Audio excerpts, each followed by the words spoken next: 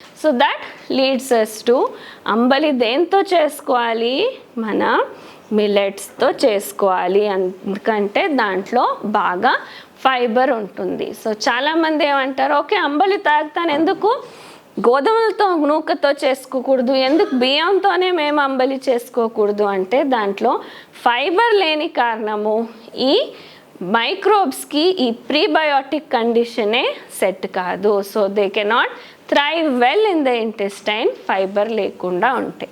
అందుకే ఫైబర్ ఎక్కువ ఉన్న ధాన్యాలు మన సిరిధాన్యాలతో మేము అంబలి చేసుకుంటే ఇంకా మంచిది.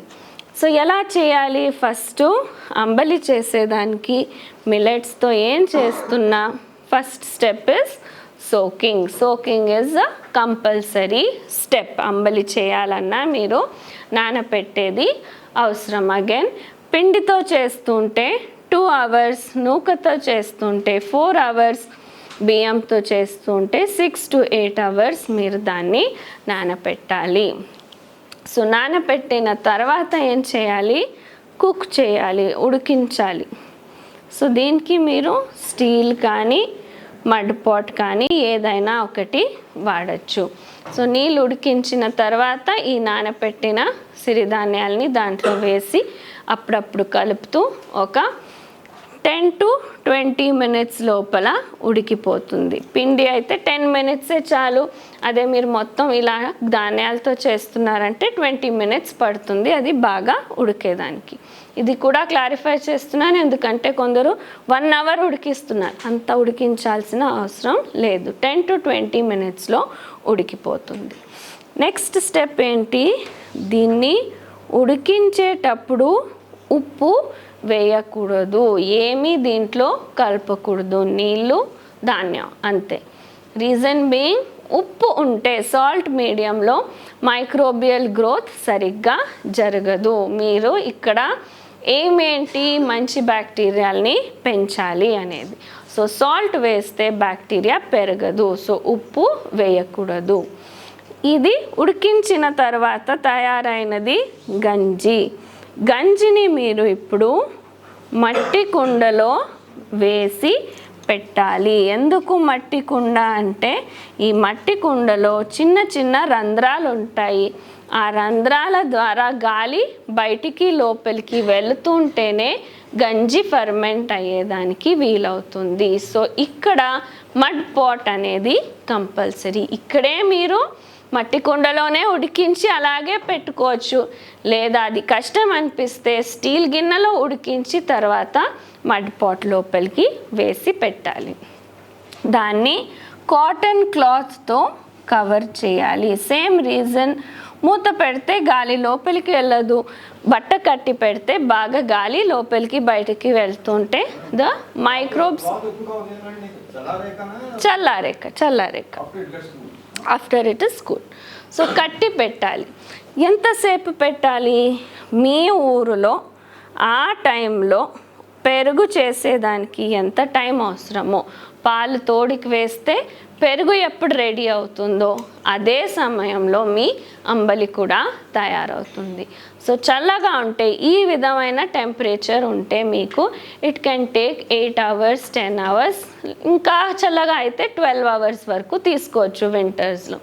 అదే సమ్మర్లో అయితే ఎస్పెషలీ కోస్టల్ రీజన్స్లో ఉంటే వేడి ఎక్కువ ఉంటుంది, 4 to 5 hours సరిపోతుంది. So based on your location and season, ఆ సీజన్లో పెరుగు చేసేదానికి ఎంత టైం అవసరమో అంతే టైం మీకు అంబలి చేసేదానికి అవసరం. అంబలి మీకు టేస్ట్కి పుల్లగా ఉండాల్సిన అవసరం లేదు, ఉండకూడదు. అది పుల్లగా అనిపించదు, బబుల్స్ వచ్చే అవసరము కూడా లేదు.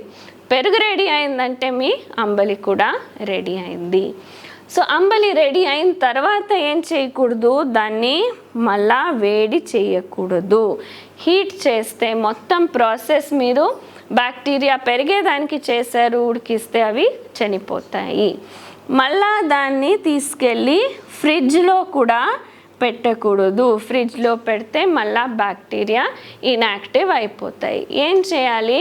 అంబలిని తాగేసి ఫినిష్ చేసేయాలి. ఇప్పుడు చేసింది రెడీ అయింది, మళ్ళీ రాత్రి వరకు ఉంచుకోలేరు, అది ఓవర్ ఫర్మెంట్ అవుతుంది, అది కూడా మంచిది కాదు, గ్యాస్ట్రిక్ సమస్యలు అవుతాయి. సో అప్పటికప్పుడు చేసుకొని అంబలి రెడీ అయింది, పెరుగు రెడీ అయిందంటే అంబలి రెడీ అయింది, దాని తర్వాత 1 గంట 2 గంటల లోపల దాన్ని ముగించాలి. ఇంకో ఇంపార్టెంట్ పాయింట్, అంబలి మీకు తాగేలాగా ఉండాలి, డ్రింకింగ్ కన్సిస్టెన్సీలో ఉండాలి. అంబలి గట్టిగా తినేలాగా కాదు, గ్లాస్లో వేసుకొని తాగేలాగా ఉండాలి. రీజన్ బీయింగ్, మన స్టమక్లో ఏముంటుంది, నిన్న డిస్కస్ చేసాము, డైజెస్టివ్ సిస్టంలో స్టమక్లో మేజర్గా యాసిడ్ ఉంటుంది. సో యాసిడ్కి కాంటాక్ట్లో ఈ బ్యాక్టీరియా వెళ్తే చనిపోతాయి.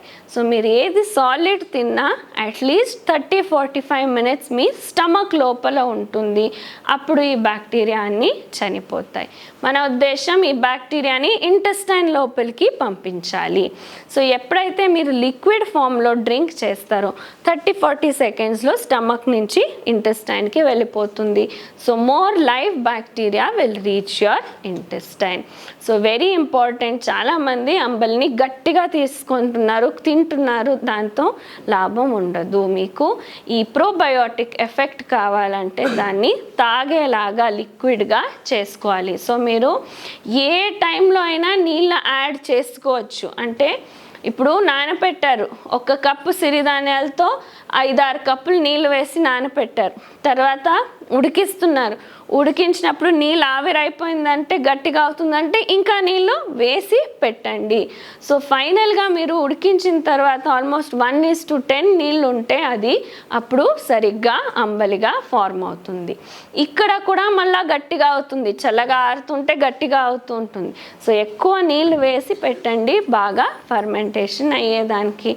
ఫైనల్ కన్సిస్టెన్సీ మీకు డ్రింకింగ్ కన్సిస్టెన్సీలో ఉండాలి. ఇప్పటికీ కూడా గట్టిగా అయిందనిపిస్తే మళ్ళా ఏదైనా కలుపుకోవచ్చు. సో లాస్ట్లో తాగే ముందు మీరు కావాల్సింటే ఉప్పు కానీ బెల్లం కానీ దాంట్లోనే చారు కానీ మజ్జిగ కానీ ఏదైనా కలిపి తాగొచ్చు. జస్ట్ తాగే ముందు మిక్స్ చేసేసి తాగేయాలి, ముందు మిక్స్ చేసి పెట్టకూడదు. చాలా వేడిగా ఉన్నది మిక్స్ చేయకూడదు. చారు సాంబార్ మిక్స్ చేస్తున్నారన్నా కొంచెం లూక్ వామ్గా యాడ్ చేసుకోవచ్చు, కానీ చాలా ఉడుకుడుకుగా ఉండేది యాడ్ చేయకూడదు. క్లియర్? Any doubts? ఎవరికి అవసరం అంబలి? ప్రతి ఒక్కరికి ఈ మైక్రోబ్స్ అనేది చాలా ముఖ్యము. సో ప్రతి ఒక్కరూ అంబలి తాగేది చాలా ఇంపార్టెంట్ టు బీ హెల్దీ. మీకు ఏమి రోగం లేదన్నా అంబలి రెగ్యులర్గా తీసుకోవాలి. ఎన్నిసార్లు తీసుకోవాలి? ఆరోగ్యంగా ఉన్నవాళ్ళు వారానికి 3 సార్లైనా మినిమం అంబలి తీసుకోవచ్చు. రోజు తీసుకున్నా మంచిదే. మినిమం మెయింటెనెన్స్కి 3 times a week అవసరం. అదే మీకు ఏదైనా దీర్ఘ రోగం ఉందనుకోండి, ఇప్పుడు ఐసీయూ సిచ్యువేషన్ ఉందనుకోండి, క్యాన్సర్ డిటెక్ట్ అయింది, కిడ్నీ ఫెయిల్యూర్ అయింది, గ్యాంగ్రీన్ అవుతుంది, ఈ రకంగా ప్రాబ్లమ్స్ ఉంటే మీరు ఫస్ట్ 6 to 9 weeks వరకు 3 పూటలో కూడా అంబలి తీసుకోవాలి కంపల్సరీగా. ఇంత గ్లాసు ఫస్ట్ అంబలి తాగి దాని తర్వాత ఇంకా ఆకలి ఉంటే అదే ధాన్యంతో చేసిన అన్నమో ఇడ్లీనో దోశనో తినచ్చు. బట్ ఎవ్రీ మీల్ కంపల్సరీగా 1 గ్లాస్ అయినా అంబలి తీసుకుంటే తొందరగా మీ దేహంలో ఈ డాక్టర్ కూర్చోపెడితే అవి మిమ్మల్ని ఆ క్రిటికల్ సిచ్యువేషన్ నుంచి తొందరగా బయటకి లాగేదానికి సహాయం చేస్తాయి. So serious illness daily all 3 meals for first 6 to 9 weeks.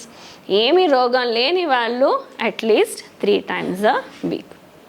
ఏదైనా డెఫిషియన్సీస్ ఉన్నాయనుకోండి, విటమిన్ డి తక్కువ ఉంది, B12 తక్కువ ఉంది, ఐరన్ ప్రాబ్లం ఉంది, డైలీ 1 meal మీరు అంబలి తీసుకునేది కంపల్సరీ చేసుకోండి. ఓకే.